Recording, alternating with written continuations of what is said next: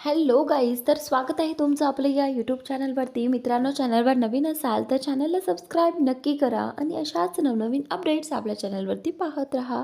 चला तर मग आपण आपल्या व्हिडिओकडे वळूयात. तर मित्रांनो, आपण पाहत आहोत सुना येती घरा या मालिकेचा आजचा रिव्ह्यू. तर मित्रांनो, आता इथे आजी जी आहे ती इथे शिवनाथला म्हणत असते की साहेबा, तू मुलांना आशीर्वाद देणार आहेस आणि तू आशीर्वाद दिल्याशिवाय कुठेही जाणार नाहीस, कळलं तुला? तर त्यावेळी आता शिवनाथ जो आहे तो बोलतो की मावशी, मला ना काम आहे, त्यामुळे मला निघायला हवं. तर आता असं म्हणताच मावशी जी आहे ती बोलते की हे बघ साहेबा, कामं तर रोज रोज असतात, पण आशीर्वाद तर देऊन जा. त्यावेळी आता मावशी बोलते की हे बघ, मी तुला माहीत आहे, मी तुझी लहानपणी असं म्हणतात. आता हा जो शिवनाथ आहे तो बोलतो की त्याला माहीत आहे की मावशी काय बोलणार आहे पुढे. शिवनाथ थांबतो आणि बोलतो की हो हो, थांब, तू नको बोलू पुढचं, मी देतो आशीर्वाद. असं म्हणत आता शिवनाथने मुलांना पाया पडू दिलेला आहे आणि आशीर्वाद देखील दिलेला आहे. सगळं बरं होऊ देत असं म्हणताच आता इथे ही जी मावशी आहे ना ती म्हणते की बरं काय बरं, सगळं चांगलं होऊ देत असा आशीर्वाद दे. तर आता इथे मावशीने प्रियंका आणि श्रीधरला त्या दोघांच्याही पाया पडायला सांगितलं, अगदी जोडीने. त्यावेळी आता इथे मावशी जी आहे ती बोलते की आता आता कुठे जायचं ना, तिकडे जा. त्यावेळी आता शिवनाथ उमाला म्हणतो की उमा, मी ना गोडाऊनमध्ये जाऊन येतो. तर आता उमा बोलते की ठीक आहे. तर आता इथे शिवनाथचा आशीर्वाद मिळाल्यामुळे प्रियंका आणि श्रीधर दोघेही जण खुश असतात. कुठेतरी प्रियंका आणि श्रीधरला माहिती असतं की आपणही त्यांना माफ केलेलं आहे, पण फक्त ते ॲक्सेप्ट करत नाही. तर त्याचनंतर आता इकडे मावशी जी आहे ती बोलते की चला पोरांनो, मी तुमच्यासाठी काहीतरी आणलं आहे आणि मला आता माझ्या या मुलीची ओटीही भरायची आहे. चल प्रियंका, असं म्हणत आता प्रियंकाला मावशी तिथून घेऊन जाते आणि त्याचनंतर इकडे आता मावशी प्रियंकाची ओटी भरून तिला आशीर्वाद देखील देते. तर त्याचनंतर इकडे पद्माताईच्या घरी छाया आणि आई दोघीही जणी बोलत बसलेले असतात. आई भाजी निवडत असताना आता ह्यांच्यामध्ये खूप गप्पा रंगल्या होत्या. छाया बोलते की आई, तुम्ही पाहिलंत ना, आज तिने तिच्या सासऱ्याची बाजू कशी ठामपणे मांडली. तर त्यावेळी आई जी आहे ती बोलते की अगं हो ना, अगदी गुणी आहे बघ ती सून. त्यावेळी आता इथे छाया जी आहे ती बोलते की आई, मला ना ती खूप आवडली आहे, मला तर अशीच सून हवी आहे, तिनेही आपल्या सासूची बाजू घेतली पाहिजे. तर त्यावेळी आता इथे ही जी काही आई आहे ना, आई बोलते की हे बघ, आपला मुलगा कसा आहे ते आधी लक्षात घे. म्हणजेच तुझा रुद्रांश कसा आहे, नेहमी पद्माच्या वागण्यावरती चालतो. आणि मला सांग, मग एवढे छान बायको मिळवणं सोपं असतं का? तर त्यानंतर आता इकडे छाया जी आहे ती बोलते की आई, तुम्ही जे बोलताय तेही अगदी खरं आहे.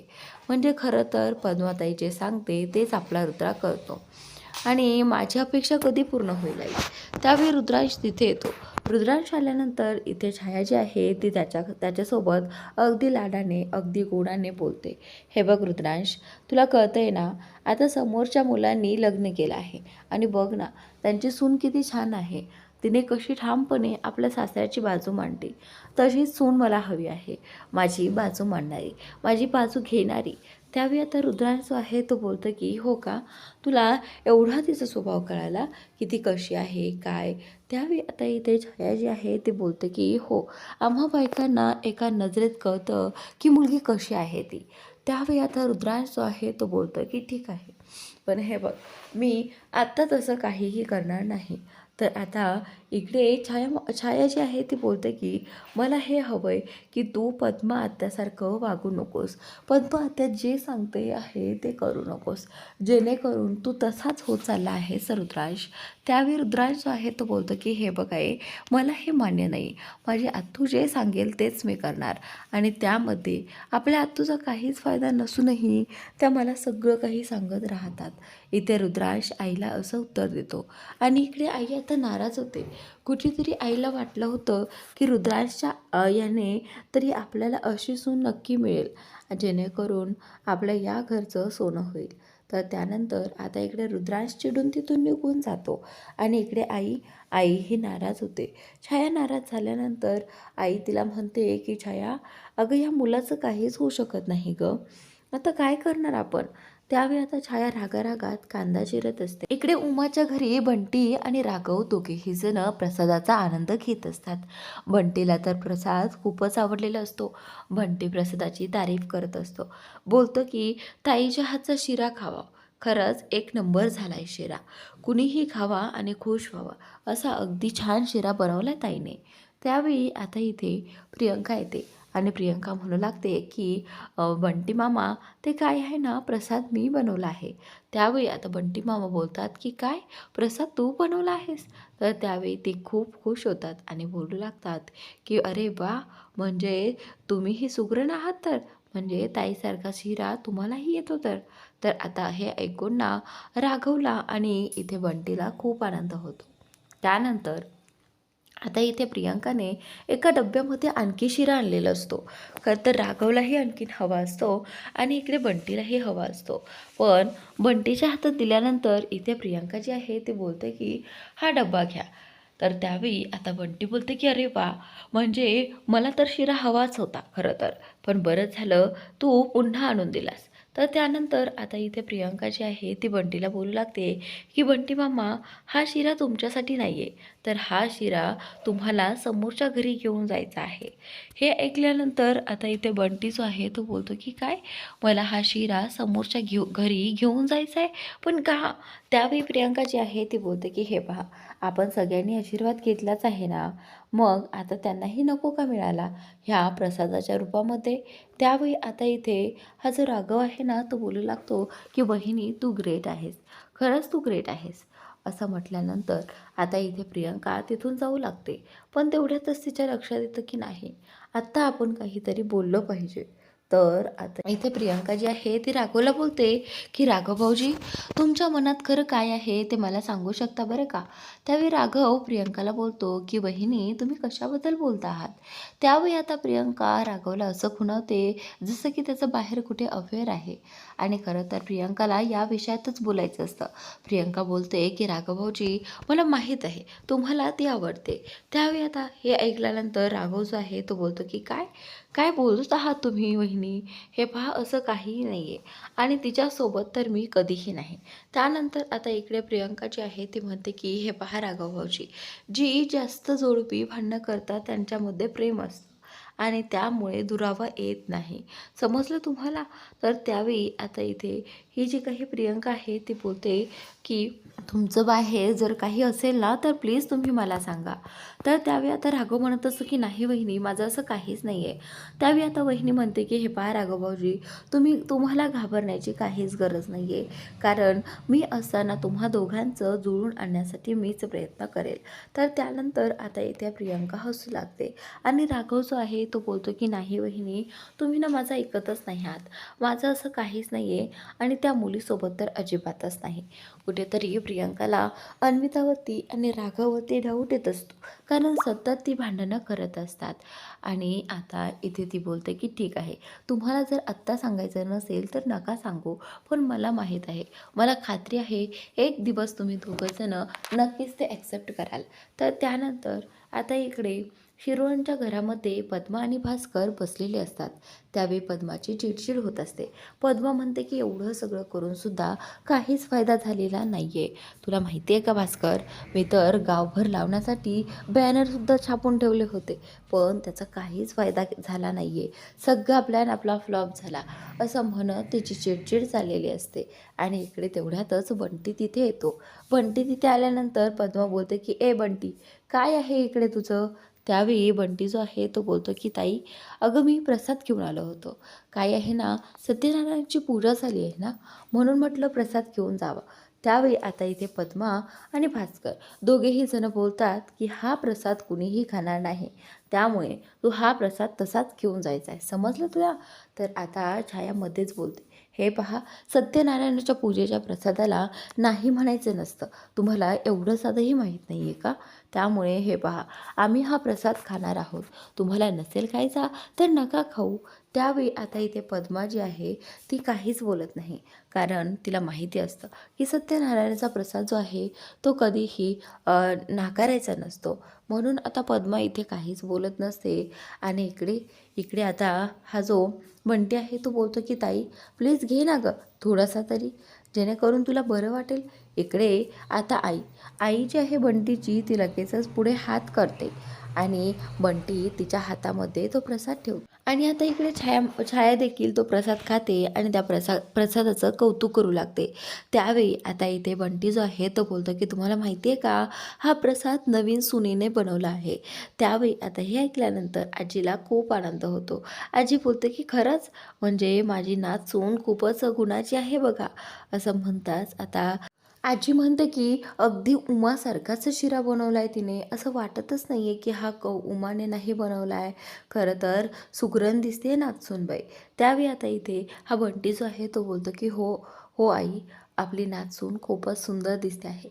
तर त्याचनंतर इकडे इकडे आता गुरुजी निघालेले असतात आणि गुरुजींनी सगळं काही सामान त्यांचं पॅक केलेलं आहे. आणि त्यावेळी गुरुजी जायला लागतात. तेवढ्यातच आता उमा बोलते की गुरुजी थांबा, तुम्हाला राघव सोडेल.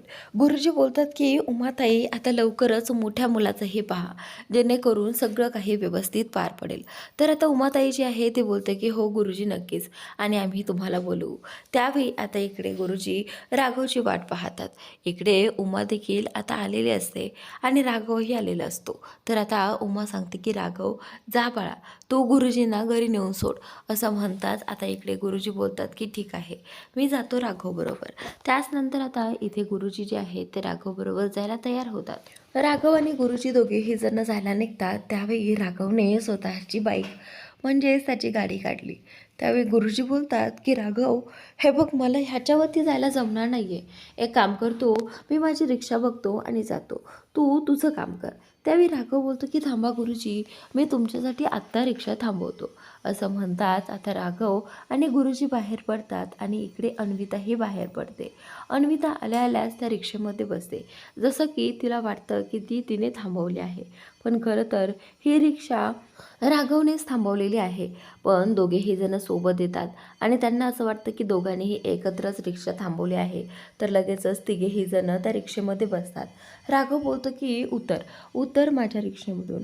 त्यावेळी आता इथे अन्विता बोलते की हे बघ, मी उतरणार नाही, कारण रिक्षा मी थांबवली आहे. माझ्या म्हणण्यानुसारच रिक्षा आधी थांबलेली आहे, समजलं तुला? तर आता ह्या दोघांची बडबड ऐकून ऐकून रिक्षावाला देखील कंटाळलेला आहे आणि गुरुजी देखील एकमेकांचे तोंड पाहत असतात. गुरुजी त्यांना थांबवण्याचा प्रयत्न करतात, पण यांची चिवचिव मात्र संपत नसते. तर यांचं दोघांचं फक्त एकच चाललेलं असतं की मी रिक्षा आधी थांबवली आणि आम्ही आधी जाणार, समजलं?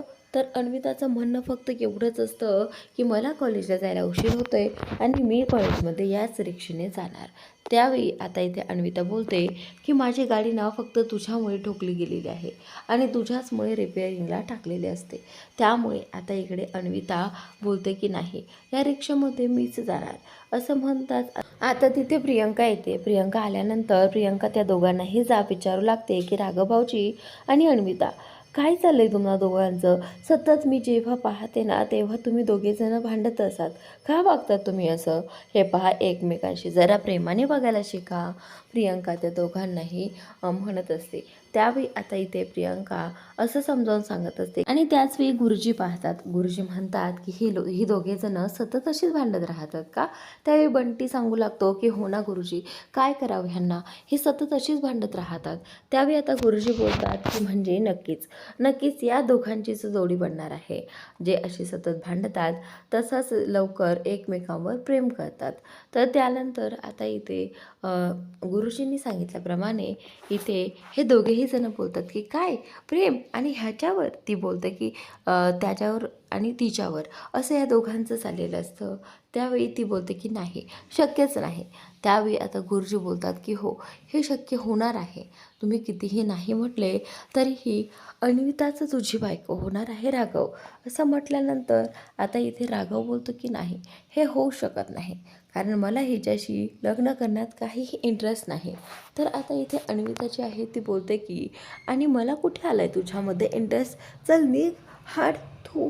असं त्यांचं दोघांचं चाललेलं असतं. त्यावेळी आता इथे प्रियंका पुन्हा एकदा त्यांना थांबवण्याचा प्रयत्न करते आणि बोलू लागते की राघवभाऊजी गुरुजी थांबले आहेत आणि असं किती वेळ थांबायचं ना. त्यावेळी आता इथे बंटी जो आहे तो एक मार्ग काढतो. ज्यावेळी राघव आणि अन्विताचं भांडण सुरू असतं त्यावेळी त्या रिक्षावाल्याला सांगतो की जा तुम्ही गुरुजींना घेऊन जा आणि त्यांना सोडून या. त्यावेळी आता इथे रिक्षा जी आहे ती साईडने बंटी घ्यायला सांगतो आणि अन्विता अन्विता अजूनही या राघवशी भांडण्यात मग्न झालेली असते. अन्विता बोलते की काय रिक्षा गेलीही? तर आता बंटी मामा बोलतो की हो रिक्षा गेलीही. रिक्षा इकडनं आली आणि तिकडनं गेलीही. तुम्ही दोघे तर भांडतच होतात ना. त्यावेळी आता इथे अन्विता जी आहे ती बोलते की बंटी मामा मला ना उशीर होतोय कॉलेजला जाण्यासाठी आणि रिक्षाही गेली. आता मी काय करणार? असं म्हणत पाय आपटत आपटत अन्विता जी आहे ती पायी चाललेली असते.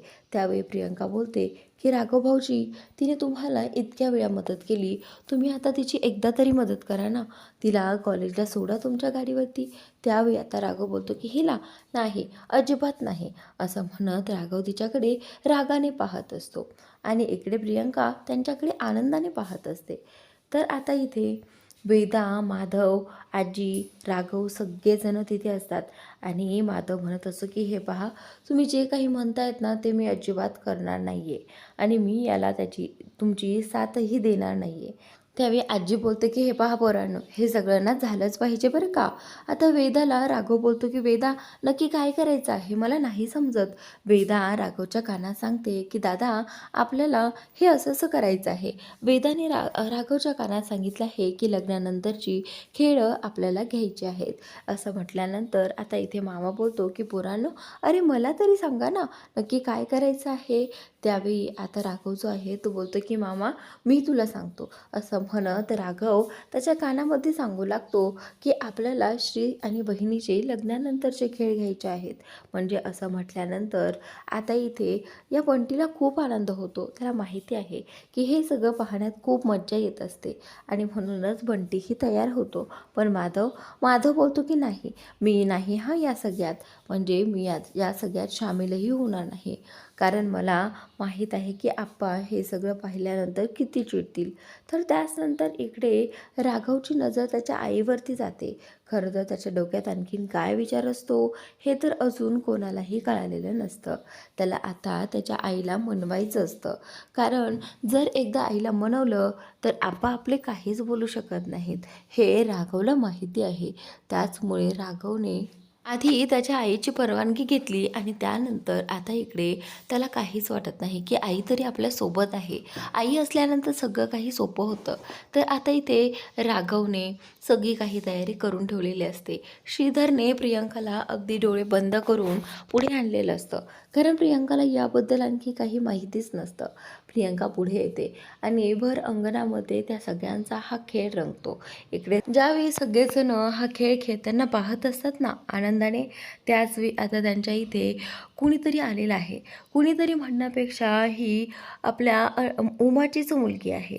उमाची सगळ्यात मोठी मुलगी वृंदा. आणि आता नेमकं ही कशासाठी आली आहे. उमाने अजून देखील तिला श्रीधर आणि प्रियंकाच्या लग्नाबद्दल अजूनही काही सांगितलेलं नसतं. उमाला माहिती आहे जर मी तिला सांगितलं तर तिला हे आवडणार नाही म्हणून उमाने ते सगळं काही झाकून ठेवलं होतं.